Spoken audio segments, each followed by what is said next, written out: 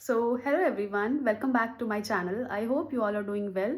सो आज का ये जो वीडियो है that is totally important because आज हम सभी को पता है our union finance minister Nirmala Sitharaman has release the budget of 2025। तो आइए जानते हैं कि हम एजुकेशन सेक्टर वाले लोगों को, हम रिसर्च सेक्टर वाले लोगों को क्या फ़ायदा हुआ है इस लेटेस्ट बजट। सो आइए डिस्कस करते हैं पॉइंट वाइज कि क्या क्या चेंजेस इस बार को हमें देखने को मिले हैं इस बार के बजट में।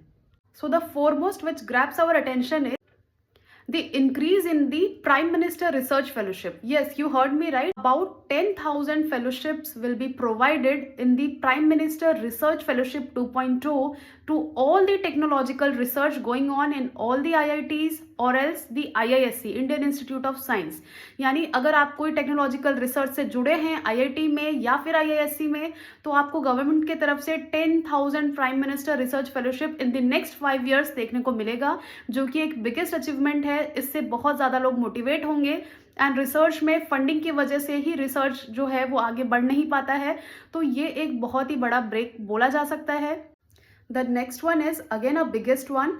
20,000 CR is allocated to R&D sector, यानी कि पिछले बार के कंपेरेटिवली नियरली डबल फंडिंग मिला है रिसर्च एंड डेवलपमेंट सेक्टर को, जो कि अगेन एक ब्रेक थ्रू है। इस फंड का यूज़ करके बहुत कुछ चीज़ें अचीव किया जा सकता है इंडिया में। इंडिया में हमेशा फाइनेंस की वजह से एक रिसर्च रुक जाता है और and this is the reason government ने यहाँ पे ध्यान दिया है और फंडिंग को इंक्रीज किया है। अपार्ट फ्रॉम दिस हमारे बजट में ये भी इंक्लूड किया है गवर्नमेंट ने कि जो भी IITs, एग्जिस्टिंग IITs है या फिर IISc है, तो उसमें जो टेक्नोलॉजिकल डेफिशिएंसी है, जो भी रिसर्च फैसिलिटीज का डेफिशिएंसी है, यानी हर एक स्कॉलर को, हर एक रिसर्चर को अपने इंस्टीट्यूट से निकल के कहीं और जाना पड़ता है for a simple basic thing, यानी नॉर्मल कैरेक्टराइजेशन भी अगर आप देखें तो उसके लिए भी वो फैसिलिटीज अवेलेबल नहीं होती है due to shortage of funding.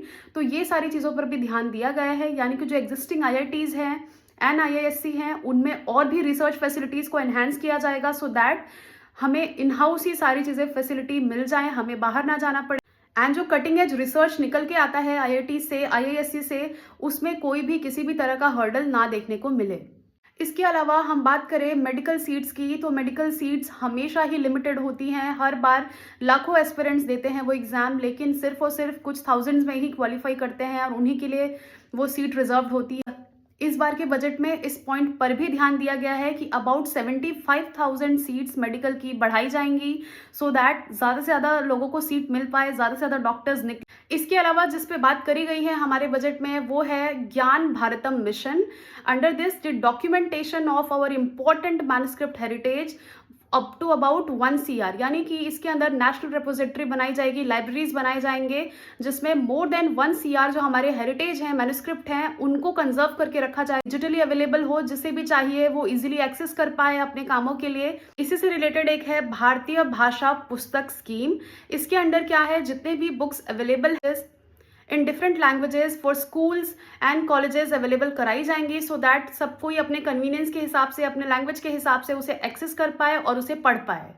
यानी कि इस बार के बजट में आप ये बोल सकते हैं कि आउटकम ड्रिवन रिफॉर्म पे फोकस किया गया है, यानी कि उसमें इन चीज़ों को इंक्लूड किया गया जिससे कि हमें आउटकम देखने को मिले, जिससे कि सीधे सीधे इंडिया का जो फाइनेंस है, इंडिया का जो GDP है वो इंक्रीज हो। यानी कि फोकस किया गया है किस पे, रिसर्च पे, या फिर जो AI बेस्ड टेक्नोलॉजीज हैं उन पे भी फोकस करा जा रहा है, उनसे भी बेटर आउटपुट हमें मिल सके। यानी कि इस बार का जो बजट है वो टोटली फोकस किया गया है यूथ पे, बिकॉज इंडिया का जो यूथ है वो ही फ्यूचर है इंडिया का। अगर उन्हें हम अपॉर्चुनिटीज प्रोवाइड नहीं करेंगे, अगर उन्हें हम फाइनेंशियल हर्डल्स के बीच में रोक देंगे, तो जो भी पोटेंशियल इंडिया का हो सकता है वो नहीं हो पाएगा। इस चीज को गवर्नमेंट ने बखूबी समझा है एंड उसीलिए हमें बजट में बहुत सारे जो फेवरेबल, पूरी तरह से सेटिस्फैक्ट्री तो नहीं है, लेकिन यस एक बहुत ही अच्छा स्टेप है जो कि हमें देखने को मिला है। इंडियन गवर्नमेंट ने जो एक कमेंडेबल स्टेप लिया है वो ये है कि रिमूवल ऑफ द TCS, यानी टैक्स को हटाया गया है एजुकेशन रिलेटेड रेमिटेंस पे। यानी अगर आप अब्रॉड जाते हैं, अगर आप किसी तरह का लोन लेते हैं या फिर अगर आपको किसी तरह की फंडिंग मिलती है और उस पर आपको टैक्स देना पड़ता है, देन इससे बुरा कुछ भी नहीं हो सकता।